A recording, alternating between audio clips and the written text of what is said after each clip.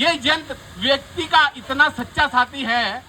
ये यंत्र बच्चों, पीछे वाले बच्चों से रिक्वेस्ट है, बोले ना। ये यंत्र व्यक्ति का इतना सच्चा साथी है, अगर यह आपके पास ना हो तो आपको रात में नींद नहीं आती है। आज लोग इस यंत्र में इतना सिमट गए, ये सुनने वाली बात है सबके लिए। राकेश जी, आज इस यंत्र में लोग इतना सिमट गए कि यदि 10 मिनट से ना छुओ तो अंदर से आवाज आती है, हुजूर जिंदा हो या निमट गए। यही आवाज आती है इसके अंदर से, हुजूर जिंदा हो या निमट गए। घर में यदि सन्नाटा हो तो ऐसा कदापि ना समझे कि व्यक्ति किसी काम में फंसा है, बल्कि ये समझिए घर का हर व्यक्ति मोबाइल में खामोखा लगा है। मुख से वार्तालाप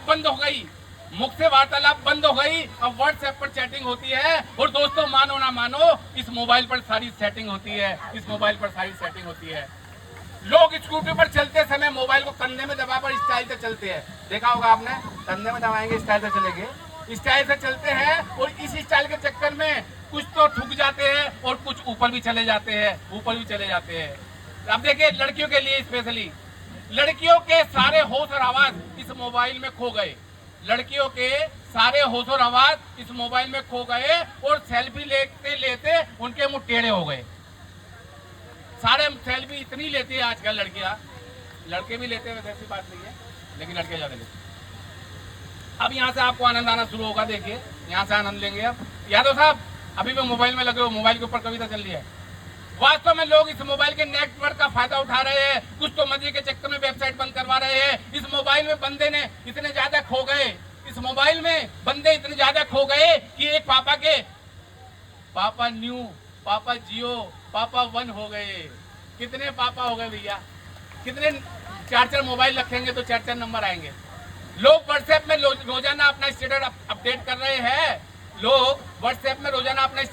कर रहे हैं। और विस्तार के कारण RIP के मैसेज को बिना पढ़े ही RIP का मैसेज है फॉरवर्ड कर दिया। फेसबुक पर पिताजी के मरने का समाचार दिया तो 150 लोगों ने लाइक किया, 10 ने लिखा हाउ, बाकी ने 140 लिखा वाओ। ये हालत हो गई है दोस्तों।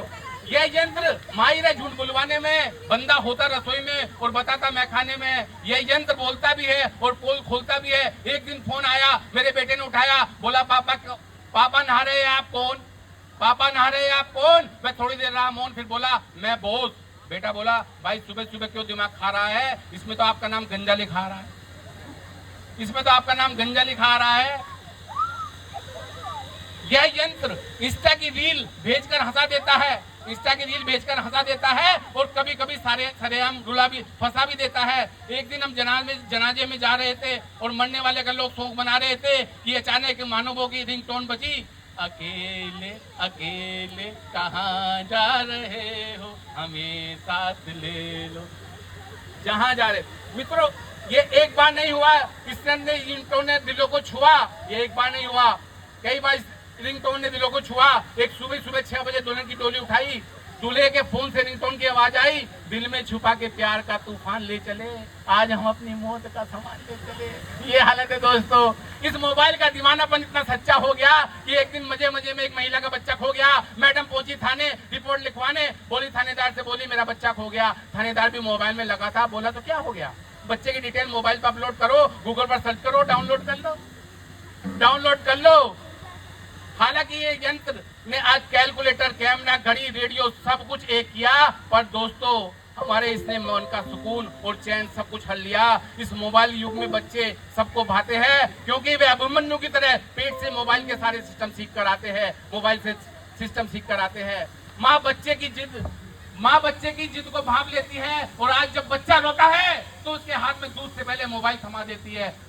सच्चाई है जी, मोबाइल थमा देती है। अपने को डिस्टर्ब नहीं हो, बच्चों को मोबाइल दे दिया। दोस्तों पहले सहजता, सुनने वाली बात है दोस्तों, पहले सहजता थी, सादगी थी, बंदगी थी और ये व्हाट्सएप, इंस्टाग्राम और फेसबुक नहीं थे तो जिंदगी थी। आज मैं दावे के साथ बात कहता हूँ कि यदि 1947 में पहले मोबाइल और व्हाट्सएप, फेसबुक, इंस्टाग्राम होता तो इंसान न जाने क्या क्या होता और लोग व्यस्त रहते इस मोबाइल में और मेरा देश कभी भी आजाद ना होता।